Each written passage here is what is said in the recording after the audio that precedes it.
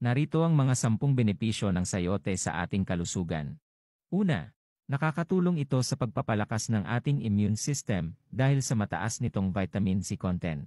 Pangalawa, mayaman din ito sa dietary fiber, kaya nakakatulong sa regular na pagdumi. Pangatlo, nakakatulong sa pagbabawas ng kolesterol dahil sa mataas nitong pectin content. Pang-apat, mababa ang calorie content ng sayote, kaya pwedeng maging healthy option para sa mga nagda-diet. Pang-lima, nakakatulong ito sa pag-iwas ng high blood pressure dahil sa mataas nitong potassium. Pang-anim, naglalaman ito ng mga antioxidants na makakatulong sa pag-iwas ng mga cell damage. Pang-pito, mayaman din ito sa folate na makakatulong sa pag-unlad ng mga red blood cells. Pang-walo, nakakapagbigay ito ng sustansya sa ating balat para mapanatiling malusog ito.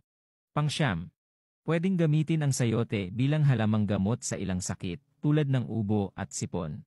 Pang-sampu, at higit sa lahat, masarap ito kapag niluto ng maraming paraan, kaya masaya ang pagkain ng sayote. Sana'y nagustuhan mo ang mga impormasyong ito tungkol sa sayote.